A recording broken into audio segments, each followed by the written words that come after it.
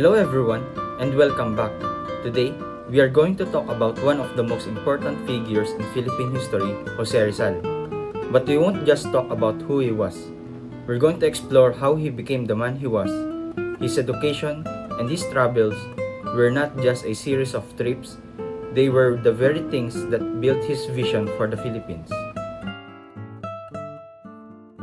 Rizal's journey began right here in the Philippines. He was a brilliant student, first studying at Ateneo Municipal de Manila. Here, under the Jesuit teachers, he excelled in many subjects. He was not just good at science and philosophy, he was also a great artist, poet, and a writer. He won many awards. After Ateneo, he went to the University of Santo Tomas, or UST, to study philosophy and medicine. Why medicine? Many believe it was because he wanted to cure his mother, who was slowly going blind. But UST, Rizal felt that Filipino students were not treated fairly by the Spanish priest. This experience of discrimination was one of the first things that opened his eyes to the problems in his country. He felt that to truly learn and grow, he had to go somewhere else. So in 1882, Rizal made a big decision. He secretly left the Philippines and traveled to Spain. His first major stop was Madrid. This was a huge change. In Madrid, he was free. He enrolled at the Central University of Madrid. He worked very hard, and he earned 2 degrees, one in medicine and another in philosophy and letters. But Rizal did more than just study. He joined the Filipino community in Madrid. This group was part of the propaganda movement. They were not asking for independence but for reforms. They wanted the Philippines to be treated as province of Spain, not just a colony. They want freedom of speech, equal rights, and Filipino priest. Rizal became a leading voice in this movement, writing articles for their newspaper, La Solidaridad. Rizal's thirst for knowledge was not finished. He wanted to become an expert eye doctor for his mother, so he went to Paris, France to train under a famous eye specialist. He worked in an eye clinic, learning the most advanced techniques.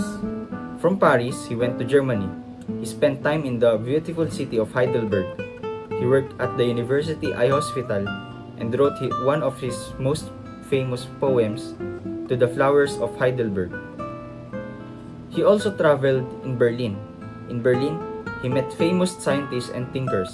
He lived a very simple life, saving his money so he could print his first book. It was here, in Germany, that he finished his most famous novel, Noli Me Tangere. This book exposed the cancers of Philippine society, showing the abuses of Spanish friars and the government. So, why were all these travels so important? Because they did two things. First, they gave him the skills of a doctor and a scholar. Second, they opened his eyes to the world. In Europe, Rizal saw countries that had freedom of speech, freedom of the press, and active science. He saw governments that listened to their people. He compared this to what he knew back home, a society of fear, censorship, and inequality. He also met many important people like his close friend Ferdinand Blumentritt, an Austrian scholar. This friendship showed him that not all Europeans were bad. It proved that people could share ideas of freedom and respect, no matter their race. This exposure gave him the proof he needed.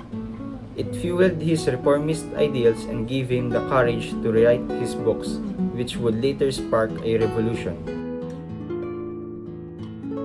Jose Rizal's education and travels were his foundation. He left the Philippines as a student but returned as a visionary. His journey across Europe was not just for learning, it was a mission to find a cure for his mother's eyes and for his country's problems. He used everything he learned to fight for his country, not with weapons but with ideas and power of his words. Thank you for joining us today. Don't forget to like, share, and subscribe.